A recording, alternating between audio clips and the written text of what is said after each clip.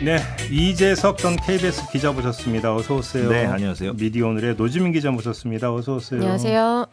오늘 한겨레 미디어오늘 기사가 나왔더라고요. 네. 뭐 출입정지 계속 당하고 있다고. 그러니까 제가 지금 답답한 거는 제가 어떤 상황인지 모르겠어요. 그러니까 출입정지 3개월을 받은 거는 이제 뭐 공식으로 통지가 이뤄진 거고 뭐 이의제기가 받아들여지지 않았을까요? 대통령실 네. 얘기하는 거죠. 네. 지금. 3개월 다 지난 거죠. 네, 지났죠. 이제 7월로 지났는데 그 뒤로 이제 감감무소식인 거죠. 원래는 이제 출입정지를 당했다 기간이 끝나면 보통 이제 기자들을 초대한 단체 대화방 같은 게 있잖아요. 거기에 다시 초대를 해주고 또 그 이프레스룸이라고 그 온라인으로 이제 보도 자료나 뭐 이런 것들을 올려주는 시스템이 있거든요. 거기 아이디도 이제 복원을 시켜줘야 되는데 아무것도 복원이 안 되는 거예요. 그래서 전화를 해봤더니 처음에는 어떤 상황인지 확인을 하고 알려주겠다라고 하다가 또 시간이 지나서 왜 연락이 안 오나 해서 물어봤더니 네. 제가 처음에 출입 등록 서류 중에서 누락한 게 있었다. 그러면서 그걸 뒤늦게 발견을 해서 그렇다. 그러나 이 근거 규정이라거나 뭐 전례가 있는지, 왜냐하면 저는 출입 기간이 뭐 대통령실이 출입 기자 교체를 해주지 않았으니까 의도치 않게 윤석열 대통령과 계속 같이 가고 있는 걸로 등록이 올라가 있는 상태인데 뭐 그동안에 한 번도 시정 요청이나 이런 게 없었다가 뭐 사실상의 출입 정지가 계속 이어지고 있는 거죠. 앞으로도 계속 오지 말라는 뜻인가요? 그러니까? 뭐 지금 그럴 수밖에 없죠. 왜냐하면 출입증도 다시 못 받고 있으니까요. 기자단 간사한테 좀 적극적으로 얘기해서 좀 나서달라고 해야 되겠네요. 지금 이럴 땐 또 그런 게 작동하지 않았고, 그러니까 기자단이 뭐 빛과 그늘이 다 있는데 그렇죠. 이런 거에서는 또 기자단들이 좀 적극적으로 얘기해가지고 좀 시정 조치를 요구해야 되는 거 아닙니까? 지금 뭐 뉴스토마토 같은 경우는 아예 예. 잘렸잖아요. 이게 예. 말소가 되는 상황이 됐는데. 그 뉴스토마토가 김관희에서 공천 개입 의혹 제기한 그 언론사 맞죠? 네, 예. 그렇죠. 또 최근에 큰 보도를 했죠. 그러니까. 뭐 아무튼 그래서 저는 제 입장에서 굉장히 아쉬웠던 거는 제가 출입정지 당한 기간 동안에 대통령께서 많은 걸 하셨잖아요. 그 앞에 가서 손도 들어볼 수 없었다는 거. 네, 그런 것들이 참 왜 이런 걸로 기사에 올라야 되는지가 좀 답답합니다. 그냥 결론을 이렇게 내려야 될 것 같은데요. 단단하게 밉보였다. 예. 결론 이거 말고 다른 결론 도출될 게 있나요? 예, 밑보였다고 봐야 될 것 같고. 예. 예. 참. 밉상이래요, 밉상. 저 갑자기 상처받은 느낌인데. 농담입니다. 네. 자, 알겠습니다. 아니, 그러니까 출입정지 3개월 지났으면 풀어줘야죠. 그게 맞는 거지. 그렇죠. 네. 그리고 좀 되게 황당했던 게 뭐냐면은 저희가 공문을 보냈어요. 왜 이런 상황인지 뭐 근거를 알려주고 어떤 상황인지 정확하게 알려달라 이랬는데 뭐 공문으로 답변을 안 했더라고요. 그냥 그래요? 저희한테 아무 연락을 안 했는데 또 한겨레 취재에는 응하셨던 게 지금 뭐 하시는 건가? 네. 여러모로 확인되네요. 네, 예. 알겠습니다. 자, 오늘 YTN 이야기를 좀 해야 될 것 같은데요. YTN이 민영화된 이후에 여러 가지 일이 지금 발생하고 있다는데 좀 상황부터 좀 정리해 주시겠어요? 네, 우선 이 YTN 민영화라고 하는 게 그 최대 주주가 변경이 된 거잖아요. 공적 구조에서. 그런데 이 절차 자체가 위법하다라는 주장이 제기된 지는 좀 오랜 시간이 지났죠. 그래서 법정에서 다투고 있는 사건이 언론노조 YTN 지부 그리고 YTN 우리 사주 조합 이렇게 구성원들이 방통위 상대로 이 최대 주주 변경 승인 의결한 거를 취소해야 된다라는 소송이 지금 진행이 되고 있어요. 네. 이걸 집행정지 신청도 같이 했었는데 그건 기각이랑 각하가 된 상태고 이제 취소 소송에 대해서는 최근에 이제 첫 변론이 시작된 상태라서 앞으로 재판은 조금 더 시간이 걸릴 것 같은 상황이고요.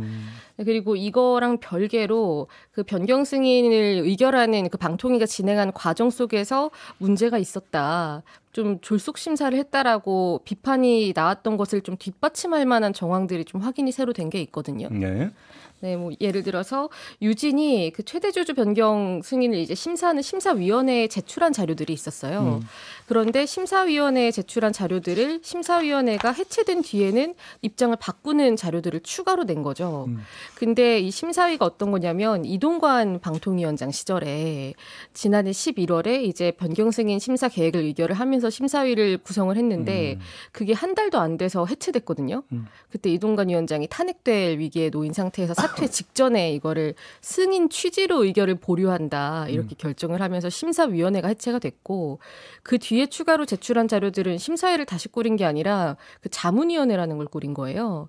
그러니까 이 자문위원회는 심사위원회만큼의 효력이 없는 거죠. 아무튼 그래서 뭐 여러 가지를 심사위에서 심사했던 것과 다른 자료들을 제출한 것들이 확인이 됐다. 그중에 핵심적인 게 이 사장을 뽑는 제도. 그러니까 사장 추천 후보 추천위원회라는 걸 꾸려서 뭐 공모를 통해서 사장 선출하는 이런 제도에 대해서 폐기를 해야 된다라는 취지의 입장을 냈고 그리고 또 YTN이 뭐 공정하고 뭐 성과가 있다라고 이렇게 높게 호평을 했던 거를 공영방송은 공정하지 않은 문제가 있다라는 취지로 또 입장을 바꾸고 이런 문제들이 확인이 됐습니다. 그러니까 이게 좀 정리를 좀 할 필요가 있을 것 같아요. 뭐냐면 YTN의 지금 속사정에 대해서 일반 우리 시청자들이나 시민들이 소상히 알지는 못하시잖아요. 아무래도 최근에는 MBC가 가장 그 핫한 이슈였고 이른바. 네. 그래서 YTN이 민영화가 되었고 그 민영화를 저지하기 위해서 가처분 신청을 냈으나 법원이 받아들여주지 않았고 저는 여기에 상당히 문제가 있었다고 봅니다. 왜냐하면은 2인 체제로 민영화를 한 것인데 방통이 네. 방통이 2인 체제의 문제점을 지적하면서도 최종적으로는 그 문제 제기한 쪽에 손을 들어주지 않았단 말이죠 법원이. 그래서 저는 법원이 좀 이건 좀 원색적인 얘기긴 합니다만 좀 비겁한 판단을 내린 게 아닌가, 좀 어정쩡한 판단을 내린 게 아닌가라는 생각을 했었어요 당시에. 네. 근데 그것과 별도로 가처분 신청은 졌지만 시간이 오래 걸리더라도 본안 소송을 해보겠다라고 해서 지금 진행이 되고 있어서 근데 이건 뭐 몇 년 걸리는 일이니까 그렇죠. 지금 우리가 뭐 얘기해봤자 좀 무의미한 것 같고 그렇죠. 다만 지난주에 YTN 노조가 이제 기자회견을 한 내용을 보니까 그 민영화 되는 과정에 있어서 얼마나 이게 졸속적이었고 참 지금 노 기자가 얘기한 대로 엉망이었는지가 여실히 드러난 것 같아요. 예, 그래서 그게 참 관련 기사를 좀 보시면 아시겠지만 왜 이렇게 무리하게 졸속적으로 엉망진창으로 민영화를 했는가.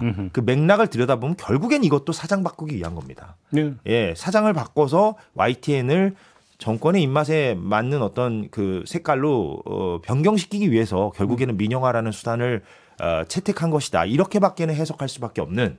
예, 그게 이제 사후적으로 확인됐다. 근데 물론 다 저희가 짐작은 했어요. 짐작은 했는데 그게 이제 사후적으로 한 번 더 확인이 됐다. 근데 아마 일각에서 이런 논리도 있을 거예요. 뭐 이거저거 다 떠나서 다 끝났는데 지금 해서 뭐 하겠냐.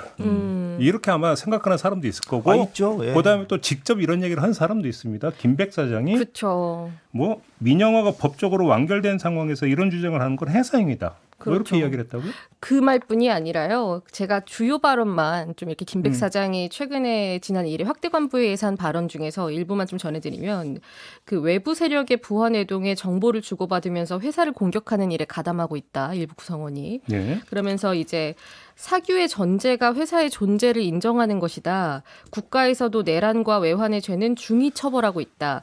노동조합이라고 해서 치외법권 지대에 있지 않다는 걸 명심해야 한다. 이런 주장을 했습니다. 누가 노동조합의 치해법권을 뭐 주장한 바가 있습니까? 그러니까 이게 그래서- 무슨 그러니까 이게 뭐 명제가 성립해야 우리가 토론을 하잖아요. 네? 그러니까 명제 네. 자체가 성립되지 않으면 우리가 논평을 할 수가 없는 거 아닙니까? 예, 누가 노동조합의 치해법권을 얘기하였으며 네. 또 이미 민영화가 완결됐으니까 해사행위 하지 말라. 거기에 대해서 고한석 언론노조 YTN 본부장이 뭐라고 최근에 방송에서 얘기했냐면 한일 병탄이 됐으니 독립운동하지 말라는 거냐 이렇게 비유를 이거 비유를 멋있게 했어요. 예. 고한석 기자가. 예. 예. 그래서 이렇게 얘기하면 될 것 같아요. 예, 더 이상 뭐 제가 부연을 안 해도. 네. 그럼 MBC란다. YTN 직원들의 신분은 지금은 그 민영방송 직원들. 그죠? 네. 그죠? 이렇게 되는 거죠? 네. 국적에 빗대면 이렇게 되는 겁니까? 국적. 국적이 그렇죠. 예. 이게 뭔가 국가라던가 이런 전제 같은 거를 굉장히 잘못 오해하고 계신 게 아닌가 뭐 이런 생각이 그리고 드는데. 그 외부 네. 세력 발언을 정말 많은 그 언론사 경영진들이 툭하면 하는데 노조를 공격할 때 외부 세력 어쩌고 저쩌고 지난번에 이진숙 방통위원장도 그렇고요. 근데 노조는 기본적으로 사측보다 힘이 약한 경우가 많기 때문에 여론의 힘을 받을 수밖에 없습니다. 그건 전략이에요. 그건 어느 노조나 마찬가지고 전 세계 노조가 다 그렇습니다. 그래서 그 여론전에서 승리해야만 궁극적으로 본인들의 이익을 도모할 수 있기 때문에 이른바 외부에 있는 뭐 정치 세력이라든가 혹은 시민사회라든가 이쪽과 사안별로 연대할 수밖에 없고 그것은 어느 나라나 마찬가지입니다. 어느 노조나 마찬가지고. 근데 그것을 뭐 외부 세력과 결탁했다. 이렇게 표현하는 것은 뭐 아예 모르는 거죠. 아예 현실을. 예. 하나만 더. 김백 사장이 이런 말도 했어요. 그러니까 공영방송 체제가 절대선이고 민영방송은 악이라는 주장에 동의하지 않는다. 민영인 SBS가 공정하냐 공영인 MBC가 공정하냐. 뭐 이런 얘기했어요? 네, 이런 말했어요. 그래서 보통은 이제 방송사 사장이 다른 방송사 이렇게 건드리지 않거든요. 그런데 MBC, 뭐 SBS 이렇게 물어보는데 뭐 이 맥락상 뭐 민영인 MBC, 공영인 MBC가 뭐 SBS보다 공정하지 않다 뭐 이런 취지로 좀 읽히는 부분이 있는데 사실 이 공정의 기준이 뭔지 이걸 명확히 밝히지는 않고 있어요. 다만 이제 김백 사장이 취임하자마자 한 게 있었잖아요. 그동안 YTN이 공정하지 못했다라면서 대국민 사과 방송을 했는데 그때 예를 든 것들이 뭐 예를 들어 윤석열 대통령 배우자인 김건희 여사 관련된 보도, 또 이제 오세훈 서울시장 선거 당시의 보도, 그리고 김만배 신앙님 녹취록 이런 거였단 말이죠. 그러니까 공정성을 판단한 그 기준이나 근거가 뭔지는 잘 모르겠습니다. 왜냐하면 본인이 명확히 밝히지를 않았으니까. 다만 이걸 보면 공통적으로 여건에 비판적이거나 뭐 적어도 유리하지는 않은 보도들이다. 이런 공통점들이 있죠. 이렇게 김백 사장한테 물어보면 좋을 것 같아요. MBC 빼고요. 민영인 SBS가 공정한가 아니면 현재 KBS 있잖아요. 현재 KBS 그러니까 박민체제. 박민체제 KBS는 공영인데 그 KBS가 공정한가를 물어보면 좋을 것 같아요. 그럼 김백 사장이 어떻게 대답할 것이냐. 김백 사장의 어떤 취향을 제가 짐작해 보면 KBS가 SBS보다 더 낫다라고 평가할 가능성이 매우 높아요. 예. 그렇잖아요. 그러면 지금 KBS는 공영 아닙니까? 그러면은 당신은 뭔가 민영이 더 좋다라는 차원으로 이런 얘기를 꺼낸 것인데 KBS가 더 SBS보다 좋다라고 얘기하는 순간 본인의 명제가 깨지는 것이고 만약에 SBS가 지금 현 KBS보다 낫다라고 얘기한다면 뭐 일견 뭐 박수를 쳐줄 수는 있습니다. 예, KBS보다 SBS가 낫다라고 얘기하는 거니까 예, 그러면은 뭐 민영이 낫다라는 본인의 명제를 유지할 수 있기는 있겠으나 그러면 KBS가 지금 불공정 보도를 하고 있다라는 얘기가 되니까 그 부분에 있어서는 저와도 교집합이 있는 것이고. 그러면 저도 질문 하나. 그럼 민영화된 YTN은 공정한가? 라는 질문도 성립이 돼야 되는 거잖아요. 뭐 공정하다 하겠죠 지금 김백 사장은. 그러니까 지금 뭐 아까 그 제가 내란 외환 이런 거 거론한 그 확대 간부회의 때 과거 회기 세력은 지금의 민영화 체제를 부정하고 과거의 노영 방송 체제로 돌아가려고 한다 이런 취지의 또 말을 한 게 있어요. 그러니까 여기에서 말하는 그 공정과 불공정의 기준이 뭐 이런 뭐 지배구조 체제라거나 뭐 본인의 이렇게 생각에 좀 묶여 있는 측면이 좀 있겠죠 아무래도. 그 노영 방송 부분에 대해서도 고한석 지부장이 뭐라 그랬냐면 지금 김백 체제에서의 상당수의 간부들도 다 언론노조 YTN 지부의 소속이다. 그러면 지금 김백 체제도 노영 방송이냐? 그러니까 이게 어떤 명제 자체가 성립이 돼야 우리가 논쟁을 할 수가 있는 겁니다. 예. 그냥 마타도어를 막 그냥 노조 때려잡자고 마타도어만 펼치면 무슨 토론이 되겠습니까? 아마 간부들이 또 다른 노동조합에 속한 분들이 대다수에 계실 겁니다. 이게 특정 간부에 속한 거기가 이제 복수노조이기 때문에. 네, 그렇죠. 그리고 이제 뭐 사장 얘기 나온 김에 사장 체제 관련해서 한 가지 더 짚어볼 게 이게 방통위가 사실상의 이 사장 후보 추천위원회를 보통 이제 사추위라고 줄여서 많이 말을 하니까요. 이 사추위 폐기 쪽으로 좀 힘을 실어서 개입을 했느냐, 이 부분이 좀 규명이 돼야 되거든요. 이 심사위가 자문위로 바뀌었을 때 올해 초에 이제 회의가 있었는데 사실 근데 자문위라고 하지만 다 심사위원 했던 분들이 자문위원이에요. 그래서 이것도 논란이 있는데요. 뭐 아무튼 그 이상인 부위원장 당시 그리고 김홍일 위원장, 자문위원 등등이 이렇게 같이 참여한 회의가 있었어요. 거기에서 유진 측에서 이 사장 공모 제도 같은 것들에 대해서 이전과 다른 입장을 내놨다, 좀 비판적인 의견이 나오니까 거기에 대해서 이상인 부위원장이 굉장히 강한 어조로 반박을 하면서 뭐 근로자가 노동조합이 이런데 뭐 개입을 하는 게 맞느냐라는 취지로 뭐 주장을 했고, 뭐 사실상 토론이나 협의가 좀 이뤄지기 어려운 분위기였다. 이런 당시 회의 배석자의 증언도 나왔거든요. 이런 점들을 좀 종합해 보면 뭐 단순히 이제 심사위원회나 뭐 자문위원회 이런 절차를 거친 걸 넘어서 공개적인 회의에서도 이랬는데 모종의 뭔가가 더 있지 않았는가라는 의심을 좀 불러일으키는 부분들이 있기 때문에 좀 철저히 따져봐야 됩니다. 이런 알겠습니다. 거는. 근데 저는 개인적으로 제일 궁금한 건 이런 상황에서 지금 YTN 직원들이 어떻게 지내고 있는지. 네. 사실 제일 궁금한 건 그거거든요. 그렇죠. 뭐 최근에 그런데 뭐 대량 징계 사태도 있었고 굉장히 어려운 상황이겠죠. 지금 뭐 YTN뿐만 아니라 KBS도 그렇고 또 TBS도 그렇고. 근데 제가 한 마디만 덧붙이면 그러니까 참 이게요. 넓은 틀에서 보면 모든 사안이 법원으로 가는 건 일단 비극인데 그걸 그렇죠. 전제로 하고요. 맞아요. 그런데 지금 모든 언론사들이 다 법원으로 갈 수밖에 없는 그런 상황이 비극적으로 펼쳐지고 있는데 그 법원의 판단도 제가 뭐 매번 얘기하지만 다 사람이 하는 일이라 어떤 경우에는 노동조합이 환영할 만한 결론이 나오고 또 어떤 경우에는 실망스러운 결론이 나오고 막 다 엇갈려요. 예를 들면 YTN이나 KBS 같은 경우는 좋지 않은 결과가 나왔고 네. 또 MBC의 경우에는 또 괜찮은 결과가 또 나왔고 언론 장악에 저항하는 입장에서는 그래서 이게 뭐랄까요? 그러니까 뭐 속된 표현으로 이제 팔자라는 게 이제 있는 거잖아요. 법원 팔자랄까요? 그러니까 어떤 재판부를 만나느냐, 거기서 어떤 결론이 내려지느냐에 따라서 그 언론사의 어떤 경로, 운명이 바뀌어버리는 이런 아주 얄궂은 상황이 지금 전개되고 있다는 것 자체가 지금 언론계의 어떤 전반적인 비극성을 보여주고 있는 것이다. 예. 왜 자꾸 서초동으로 갑니까 이게? 그러니까. 그렇죠. 그런데 그래서 이게 또 2인 체제, 그 방통위 2인 체제에 대한 그 판단들이 계속 나오고 있잖아요. 뭐 MBC 관련해서도 나왔는데 이게 이번 이 YTN 민영화 과정에 대한 법적인 판단에도 많이 작용을 할 것 같거든요. 네. 실제로 최근에 첫 번째 그 YTN 그 최대 주주 변경 승인 취소 소송 변론에서 그 재판부가 한 말이 있어요. 2인 체제에서 이뤄진 심의 의결 위법성에 대해서 사건이 여러 재판부에 걸쳐 있다. 다른 재판부에서 하는 것도 감안하겠다. 지금 개별 언론사에 대한 이야기 같지만 결국에는 다 연결된 문제로 이뤄지고 있습니다. 알겠습니다. 자, YTN 문제는 이 정도로 가름하고요. 주제 하나만 좀 더 살펴보겠습니다. 문재인 전 대통령이 뇌물수수 피의자로 지금 적시가 됐다는 거 아니겠습니까? 네. 압수수색 영장에 관련해서 보도들이 좀 쏟아졌는데 보도에 대한 좀 평가를 좀 했으면 좋겠습니다. 일단 좀 이재석 기자 총평을 좀 해주시면 어떻게 평가하십니까? 저는 뭐 이렇게 봅니다. 가장 공격적인 조선일보, 예, 그거 말고는 관련 보도를 하고 있긴 하고 있는데 당연히 해야죠. 뭐 언론 보도를 안 하라는 얘기는 아니고요. 그런데 과거 우리가 그 검찰의 흘려주기식 보도에 대해서 요 몇 년 사이에 그래도 비판적 문제의식, 자성적인 문제의식이 많이 좀 그래도 나온 편이라서 네.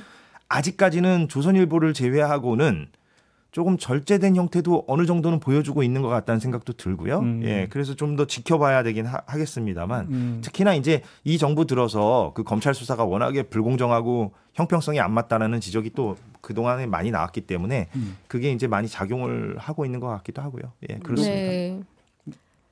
노 기자는 네. 어떻게 평가하세요?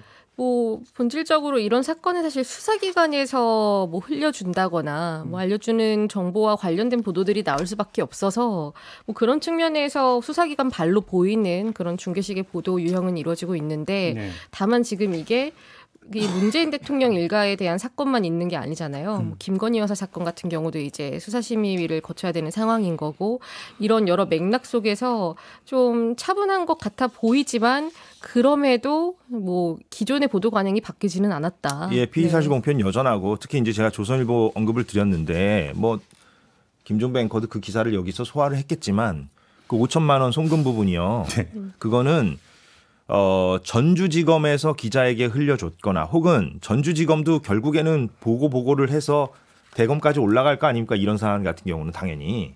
그러면 그 위쪽 라인에서 뭔가 흘려줬거나 이거는 흘려주기가 아니고서는 설명될 수 없는 기사입니다. 왜냐하면 그 송금할 때 무통장 입금을 했는데 무통장 입금에 이름 김란에 홍길동 김정숙이라고 넣었다 등등 그 내용은 검찰이 제공하지 않고서는 설명되기가 매우 힘든 기사예요. 그래서 그런 것을 이제 보도한 내용들을 보면 여전히 여론 조성을 위한 그 피의 사실 흘려주기의 관행은 여전하다. 예, 그건 분명히 우리가 짚어야 될 것 같고 그 여론 조성이 어떤 것을 목적하고 있느냐? 뭐 이거죠. 경제 공동체라는 걸 몰아가기 위해서 경제 공동체라는 그런 검찰이 지금 목적하고 있는 그 지점에 도달하기 위해서 여론을 이렇게 몰아가는 그런 측면이 있다라고 봐야 될 것 같습니다. 그러니까 저는 그 5천만 원 송금 부분만 가지고 이야기를 한다면 저는 이게 흘려줘서 그러니까 얻었다 하더라도 보도를 그냥 받아서 낼름해야 될 사안이냐가 그러니까 가장 핵심 문제라고 보는데 그렇게 할 수 있는 게 아니죠. 왜 그러냐면 이 문제에서 그러니까 나올 수 있는 가설은 이른바 돈 세탁 내지 어둠의 경로를 통한 지원 뭐 이 정도가 될 수 있어요. 그러니까 설정될 수 있는 어떤 핵심 그러니까 문제 의식이 근데 괄호 열고 김정숙 해서 보냈다는 거잖아요. 여기까지 나왔잖아요. 그러면 이 네. 가설 자체가 애당초 성립이 안 되는 거예요. 왜냐하면 그러니까 괄호 열고 김정숙이라 이름 석자를 기입을 했다면 그건 어둠의 경로를 통하려고 했던 것도 아니었고 돈 세탁도 아니었다라고 하는 하나의 반증인 거죠. 그러면 도대체 경위가 어떻게 된 건지를 좀 더 확인할 때까지는 보도를 하면 안 되는 게 사실은 맞는 거죠. 근데 줬다고 바로 보도한다? 이건 문제가 있는 거죠. 누가 그렇습니다. 예, 그렇고 저는 아마 그 돈 세탁 부분도 있겠지만 그 문재인 전 대통령 부부와 딸 다혜 씨가 어떤 관계인가를 자꾸만 보여주려고 하는 것 같아요. 그쵸. 그러니까 이게 그러니까요. 그렇게 돈을 송금한다는 건 결국 계속 챙겨줬다. 그러니까 문재인 전 대통령 부부가 딸을 계속해서 관리하고 챙겨줬다라는 것을 좀 분위기를 조성해야만 그 2018년에 그 이 뇌물죄 혐의 이 부분이 성립할 수 있기 때문에 네. 네. 예, 자꾸 그쪽으로 가는 것 같다는 생각이 듭니다. 그렇죠. 이제 뭐 그 전직 대통령 딸에 대해서 이제 개인사 같은 것들을 이야기를 하면서 뭐 계속 지원을 해주고 뭐 같이 거주를 청와대에서 했었고 뭐 이런 이야기들을 부각하고 있는데 사실 본질적인 문제들을 따지는 것보다 그게 더 많이 수면 위로 올라와 있는 상황이 됐고 그리고 이 경제 공동체라는 것도 사실 그 경제 공동체가 쟁점이 된 사건들이 좀 여러 건이 있었잖아요. 뭐 박근혜 최순실 국정농단 건도 있지만은 뭐 곽상도 의원 같은 경우도 있는 거고요. 또 지금 현재 진행되고 있는 주요 뭐 수사 대상 인물 보면은 뭐 김건희 여사도 있는 거고요. 그런데 이 경제 공동체라는 키워드를 띄워놓고 여기에 대해서 초점을 맞추는 것들이 다 언론사마다 조금씩 차이가 있습니다. 특히나 이제 뭐 소위 말하는 뭐 보수 언론사라고 보수 일간지라고 하는 회사들 같은 경우에는 특히나 이제 문재인 대통령이 전 대통령이 뇌물죄 혐의를 피해가려고 하는데 뭐 예전 국정농단 사건 때도 가족이 아닌데도 경제 공동체가 인정이 되지 않았느냐 이렇게 이야기를 하지만 그 사이에 빠져 있는 많은 것들이 있는 거죠. 이게 인정이 됐던 사건들과 되지 않았던 사건들의 그런 근거들을 제시를 하고 뭐 독자들이 판단을 할 수 있게끔 해야 되는데 이건 다 업보다 뭐 실제로 이제 업보라는 걸 제목에 쓴 칼럼도 있거든요.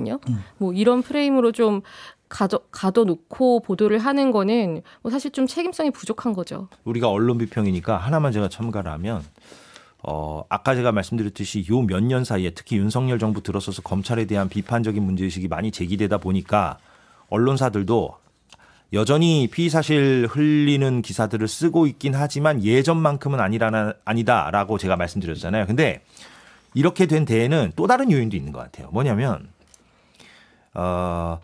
김종배의 시선집중도 그렇고 김현정의 뉴스쇼도 그렇고 라디오 프로그램이지만 동시에 유튜브 프로그램이기도 하잖아요. 동시 송출이 되니까. 그러니까 이 몇 년 사이에 유튜브 저널리즘이 확 활성화가 되고 이 유통력이 강화되면서 검찰발 기사에 대한 반론, 그러니까 뭐 윤건영 의원이 직접 출연을 하든 아니면은 이 사건을 해석하는 어떤 법률 전문가의 논평을 듣든 유튜브에서 그 막강한 유통력이 요 몇 년 사이에 높아지면서 이 반론 성격의 논평이나 분석들도 이제 막 금방금방 퍼져나갈 수가 있는 것이죠. 그러니까 시민들에게. 이런 측면도 검찰이 일방적으로 자신들의 정보를 언론을 통해서 이렇게 언론 플레이를 통해서 유통을 시켰던 과거의 그런 일방주의적인 형태가 제어되는 이런 어떤 하나의 요인이 아닌가. 왜냐하면 언론 비평이니까 좀 넓게 보면 그런 측면도 있는 것 같아요. 저는 그 아주 그 솔직 버전으로 좀 이야기할 필요가 있다고 보는데 왜 피의 사실을 흘리느냐라는 이야기는 솔직히 비현실적이다. 옳고 그름의 문제를 넘어서서 왜 그러냐면 한번 보죠. 자, 그 최성병 사망 사건 수사 외압 의혹 사건을 공수처에서 담당하고 있는데 공수처벌 기사도 계속 나왔어요. 있어요. 예. 그러면 그 지금 이래서 검찰이 흘리게 하고 있는 거 아니냐라는 얘기가 동일하게 성립이 될 수가 있습니다. 그죠? 근데 언론이 그걸 받아 쓴 거에 대해서 저희는 문제 제기한 적이 없어요. 그렇지 않습니까? 예. 그러면 이중잣대라는 얘기도 역으로도 들어올 수 있죠. 예. 저는 그런 점에서 중요한 거는 피의 사실을 흘리고 그걸 언론이 받아 적는 게 옳다라는 얘기가 아니에요. 어차피 작동이 된다. 현실이다, 그러면 현실이다. 그러면 거기서 어떻게 해야 되는가를 논하는 게 어찌 본다면 더 실효적일 수 있다라는 차원에서 말씀을 드리는 건데 그러면 흘려준 거에 대한 언론의 최소한의 검증은 이루어지고 보도를 하느냐 안 하느냐를 따지는 게 오히려 더 그러니까 현실에 부합하고 생산적일 수 있다라는 것이죠. 예. 그래서 제가 조금 전에 5천만 원으로 선고 말고 괄호 열고 김정숙이라고 돼 있는데도 그러니까 보도를 한 것에 문제를 제기하고 하는 거와 공수처발로 예를 들어서 그 대통령실에 누구와 몇 월 며칠 몇 시에 그러니까 통화한 기록이 나왔다. 를 한번 비교를 해보면 그러면 검증할 항목과 아닌 항목, 그다음에 이것이 어떤 맥락에서 그러니까 벌어진 행위이다 아니다라고 하는 것들은 판단이 달라질 수 있는 거잖아요. 그래서 이게 지금 의혹의 줄기에서 이런 부분에 부합이 되는 하나의 어떤 조각 사실로서 의미를 갖는다 보도할 수 있다고 치고, 근데 이거는 누가 보더라도 그럼 이게 무슨 의미를 갖고 있는지 불분명한데 왜 그러면 그렇게 쓰느냐라고 하는 문제는 제기될 수 있는 것이죠. 그런 점에서 흘리는 것을 어떻게 할 것인가의 문제를 논하는 게 좀 더 생산적일 수 있겠다. 저는 그 말씀 좀 드리고 싶은 거예요. 아니, 전 동의하는데 이 지점이 어떻게 보면 제가 오늘 하고 싶은 핵심인데 공수처 부분이요. 네. 제가 다른 프로 가서도 그 얘기를 했어요. 뭐냐면 검찰발 흘려주기 기사에 대한 비판적 문제의식을 우리가 표출한다면 최근 공수처발 기사에 대해서도 동일한 잣대로 얘기해야 되는 게 아니냐. 저는 그 말이 어떤 말인지 이해는 하지만 동의는 못합니다. 왜냐하면 물론 저도 김종배 앵커가 뭐 꼭 그런 주장을 지금 펴고 있다는 얘기는 아니에요. 그런데 제가 그 부분을 얘기하는 그 시민들이 있기 때문에 말씀을 좀 드리자면 저는 기자들이 좀 맥락적 사고가 좀 필요하다라는 생각을 해요. 무슨 얘기냐면 두 가지인데 첫째, 대통령의 통화 기록이나 관계자들의 통화 기록은 일단 공수처 발은 아닙니다. 그러니까 박정훈 대령의 군사법원 재판에서 나온 그 통화 기록 내용을 변호인단이 입수해서 법원에 정식적으로 영장을 받아가지고 통화 기록을 받아가지고 그거를 취재진에게 제공을 한 것이죠. 그러니까 통화 기록 부분은 공수처발 기사는 아니라는 걸 일단 먼저 말씀을 드리고, 두 번째는 그 통화 기록이 아니더라도 공수처발 기사가 나오긴 나오는데 저는 이것이 지금 현재 공수처가 역학관계, 우리 사회의 역학관계 속에서 어떤 위치를 점하고 있는가를 기자들이 좀 봐야 될 것 같아요. 즉 검찰이 흘려주고 있는 기사와 공수처가 흘려주고 있는 기사를 표피적으로 그 양태가 똑같다고 하여 동일하게 흘려주기 기사고 흘려주기 기사니까 동일하게 비판적으로 봐야 된다. 혹은 동일하게 수용해야 된다라고 얘기하는 거에 저는 약간 동의를 못하겠어요. 그러니까 공수처는 지금 꾸역꾸역 적은 인력으로 국가의 어떤 최고 권력자를 상대로 힘겹게 수사하고 있는 상황에 놓여 있는 거고요. 과거의 조국 사태나 혹은 검찰이 지금 흘려주고 있는 어떤 기사 같은 경우에는 검찰의 어떤 목적이 따로 있어 보이잖아요. 그럼 그것까지 맥락적으로 기자들이 고려를 해가지고 저는 보도를 해야 된다라고 봅니다. 저는 그게 기자들이 좀 넓게 보는 어떤 맥락적 사고라고 생각을 하는데, 기자들은 보통 표피적으로 똑같으면 또 표피적으로 흘려주기면 동일하다라는 관점을 보일 때가 있거든요. 저는 거기에는 약간 동의를 못해요. 두 가지 점인데, 하나는 공수처가 별도로 확보한 통신 기록도 있었어요. 일단 이 부분 확인을 하고, 두 번째는 그러니까 수사의 목적이 뭐냐, 수사의 방향이 뭐냐에 따라서 그것에 대한 판단이 달라진다라고 하는 데는 어떤 게 있냐면, 수사라고 하는 것은 의심에서도 비롯되는 거잖아요. 그러면 그 의심이 갖고 있는 어떤 국민 눈높이와 국민적 궁금증과 거기서 갖고 있는 공익성 부분들을 기준으로 해야 되는 것이죠. 그런 점에서 놓고 본다면 수사의 목적이 무엇이냐에 따라서 그 과정에서 나오는 흘리기가 어떤 것은 정당하고 어떤 것은 정당하지 않을 수 있다라는 부분보다는, 자, 수사의 목적이, 그러니까 수사의 지향이 이건데 이것이 만약에 지금 공수처든 검찰이든 설정하고 있는 의심이 만약에 진실이라고 전제한다면 그것이 갖는 공익적 가치와 의미가 대단히 크다면 일단 그거는 인정을 해야 된다는 것이죠. 그 상태에서 그러면 거기에 부합되는 사실이냐 아니냐를 따져야 된다는 거죠. 그러니까 흘려지는 부분이, 피의 사실이 거기에 부합되는 것이냐 아니면 우리가 이제 정치권에서 흔히 이야기하는 격가지 내지 별건을 가지고 지금 본류를 가지고 다시 왜곡해 들어가면서 오도된 인식을 끌어내려고 한다라는, 그러니까 5천만 원 송금 같은 경우가 그런 경우라는 거예요. 5천만 원 송금 같은 경우가 그런 경우이기 때문에 더 악성이라는 것이고, 예를 들어서 공수처에서 나왔던 뭐 통화 기록이나 이런 것 같은 경우는 수사의 목적상 이건 반드시 진실이 규명이 돼야 된다는 국민적 공감대가 형성이 되어 있고, 그 진실이 무엇인지를 다가가기 위한 하나의 징검다리로서 그 통신 기록이 의미를 갖고 있기 때문에 그건 충분히 보도할 수 있다라고 하는 판단이 깔릴 수 있다라는 거죠. 그게 맥락적 사고입니다. 바로 그건 거죠. 예, 그러니까 무슨 얘기냐면 저도 수사기관에서 나오는 내용들을 무조건 다 흘려주기라는 이유로 보도하지 말라는 얘기가 아니에요. 검찰이든 공수처든 간에 보도할 수 있습니다. 다만 그 보도를 할 때 얼마나 더 맥락적으로 조심스러워해야 되는지, 총체적으로 봐야 하는지, 검증을 더 깐깐히 해야 되는지, 또 논평의 기능을 강화해야 되는지 이런 판단을 기자들이 해야 되잖아요. 그 언론사가. 어렵게 얘기할 것이에요. 최소한 예. 기자 법조 출입이라면 이것이 수사 본류와 연관이 있는 건지 없는 건지는 판별이 가능해요.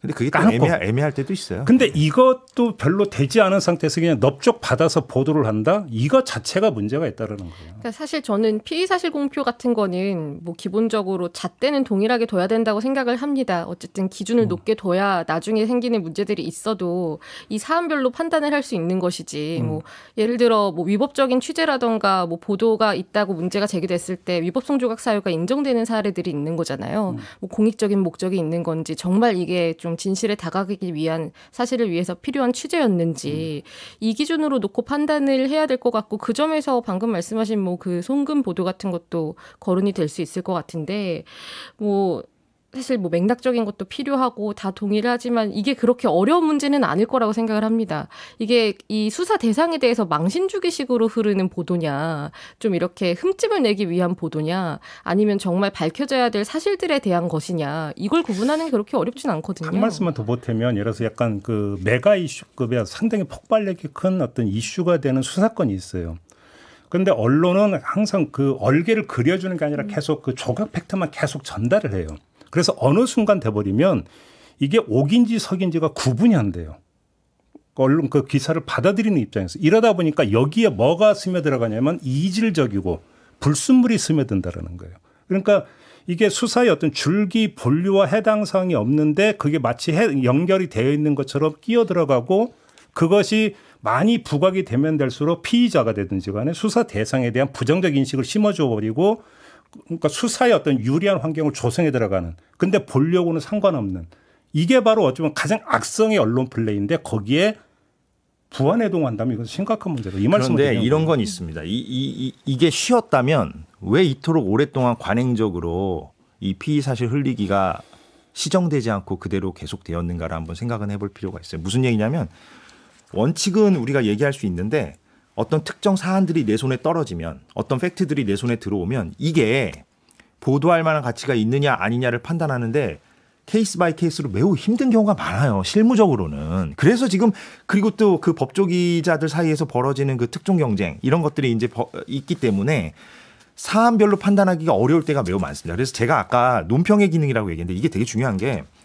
분석과 논평을 더 적극적으로 해야 됩니다. 무슨 얘기냐면 지금 이 수사가 어떠한 정치적 맥락을 가지고 있는가에 대한 분석, 그거를 병행해 주지 않으면 그렇죠. 네. 그거를 해줘야만 시청자들이 볼 때 무슨 얘기인지는 알겠어. 수사가 이렇게 진행되고 있고 저런 조각 팩트들이 나오고 있구나.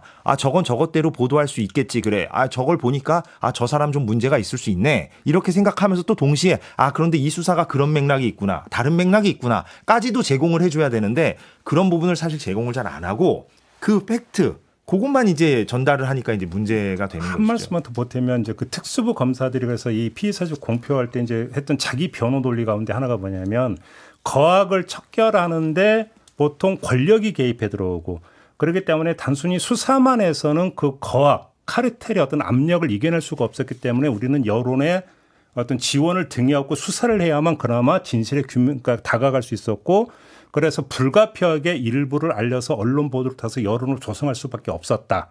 이런 논리를 내세우기도 했었어요. 그 말도 아예 틀린 말은 아닙니다. 그런데 지금이 그런 시대냐도 한번 따져봐야 된다는 거예요. 또 그다음에 지금 몇몇 어떤 수사 같은 경우는 그런 차원에서 지금 이 맥락적으로 이해할 그러니까 수사 사안이냐도 따져봐야 된다는 거예요. 지금도 그런 시대이에요. 바로 아까 그 공수처의 최상병 사건 같은 경우는 어찌 보면 거기에 부합되는 거예요. 지금. 어찌 본다면. 예. 그런데 그러면 문재인 전 대통령의 뇌물죄 피의자 적시가 그럼 거기에 부합되는 것이냐? 부합 안 하죠. 안 하는 거죠. 그게 맥락적 사고입니다. 그러니까 무슨 얘기냐면 공수처가 지금 처하고 있는 현실과 지금 전주지검이 처하고 있는 현실이 다르잖아요. 양자가. 그러면 수사의 환경의 문제. 환경이 다르죠. 역학관계가 다르죠. 그러면 공수처가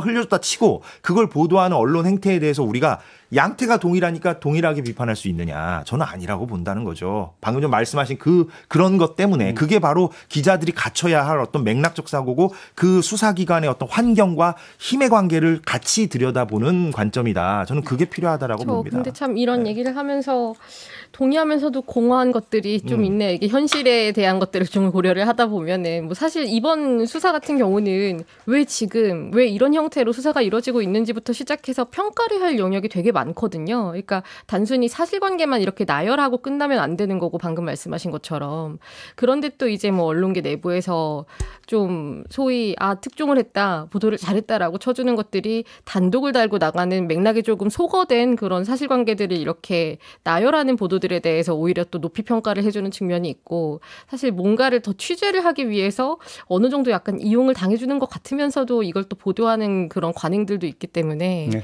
뭐 여기서 이렇게 얘기를 하지만 또 언론계 내부에서 이게 그럼 바로 개선이 어떤 방식으로 될 수 있는가 될까요? 네, 이 고민을 하게 되면 제가 오늘 약간 쉽지는 흥분한 않은 이유는요. 부분이 있죠. 네. 제가 이렇게 맥락적 사고를 강조하고 우리가 얘기한 이 얘기를 하잖아요. 그럼 기자들 중에 적지 않은 기자들이 제가 세대론까지는 얘기하지 않겠습니다. 제가 그런 순간 제가 꼰대가 되니까. 이게 이런 관점이 친민주당 아니야? 말하자면. 그러니까 어떤 특정 정파를 옹호하는 관점 아니야? 이렇게 반론을 펼치는 경우도 있어요. 근데 이게 그러니까 답답한 거죠. 그러니까 맥락적 사고를 강조하는 것이 마치 기자가 어떤 오염되는 것이냐. 그러니까 어떤 정치적 판단을 하고 특정 정파의 유불리를 고려하는 것이냐 생각하는 기자들이 있습니다. 근데 그거는 이제 오늘 얘기에서 범위를 넘어서는 네. 사실과 진실과의 그렇죠. 관계가 또 그거예요. 그러니까 사실과 진실은 범주가 약간 다른 얘기거든요. 사실과 진실과의 관계가 무엇인지에 대한 사고가 그러니까 정립이 되어 있어야만 사실은 그런 어떤 사실 지상주의에 빠지지 않는 건데 그 표피적 사실만 전달하는 것이 마치 오염되지 않고 내가 독야청청 깨끗한 곳에 있는 것이냐 생각하는 기자들이 있어요. 그거는 정말 잘못된 생각이고 그게 어떻게 보면 가장 오염된 지점에 서 있는 것일 수도 있다라는 말씀을 제가 드리기 위해서 다소 흥분했다는 거는 오늘은 여기까지만 해야 될 것 같습니다. 관점을 드러내지 않고도 이미 특정 관점에서 기사를 쓰고 있는 거일 수도 있으니까요. 그럴 때는 차라리 투명하게 설명을 하는 게 나을 수도 있죠. 오히려 사실에만 집중한다라고 하는 게 오히려 이용당하는 지름길일 수도 있다라는 역의 사고도 필요하다. 네. 이 말씀까지 드리면서 오늘 언론 어때는 좀 마무리하도록 하겠습니다. 두 분 수고하셨고요. 저도 고맙습니다. 물러가겠습니다. 고맙습니다. 고맙습니다.